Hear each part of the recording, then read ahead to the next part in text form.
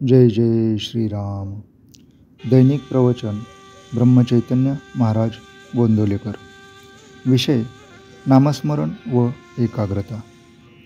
नामस्मरण करताना चित्त एकाग्र का होत नाही, त्याकरता काय करावे?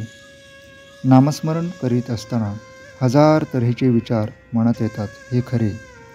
त्यांना आवरण्याचा पहिला उपाय म्हणजे त्या विचारांच्या मागे न जाणे. विचार मनात आले तर त्या विचारांना फाटे फोडून ते वाढवू नयेत, म्हणजेच मनोराज्य करू नये. विचार येतील तसे जातील, तिकडे लक्ष देऊ नये. चित्त एकाग्र होण्याकरताच नामस्मरणाची गरज आहे. चित्ताची एकाग्रता ही फार पुढची पायरी आहे.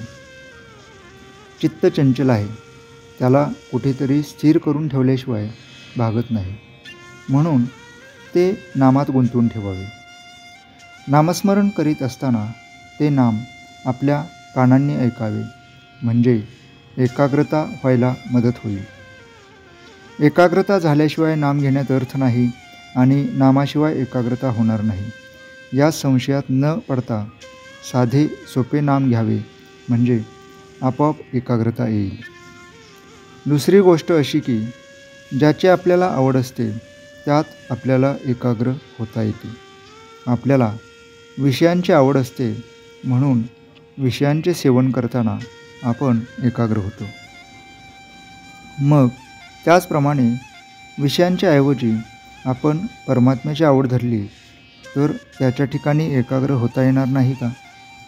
म्हणून आज विषयांची जितकी आवड आहे तितकीच देवाच्या प्राप्तीबद्दलही आवड ठेवावी, म्हणजे आपल्याला त्याच्या ठिकाणी एकाग्र होता येईल.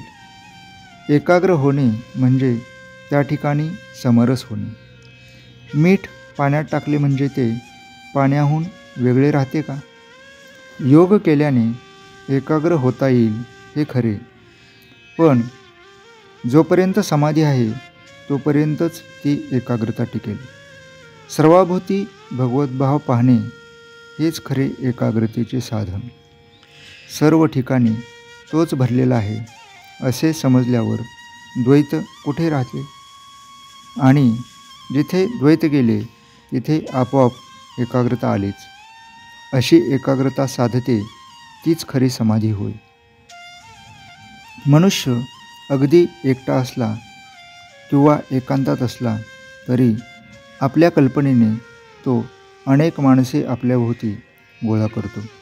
विशेषतः विद्वान लोकांना कल्पना जास्त असतात. तेव्हा कल्पना करायचीच तर ती भगवंताविषयी करूया. भगवंत हा दाता आहे, त्राता आहे, सुख देणारा आहे, अशी कल्पना आपण करूया.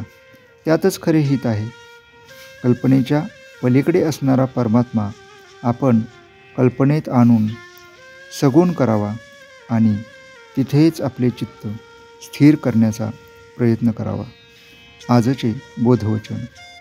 मन एकाग्र होत नसेल तर न होवो, पण नामस्मरणाला सोडू नये. जय जय श्रीराम.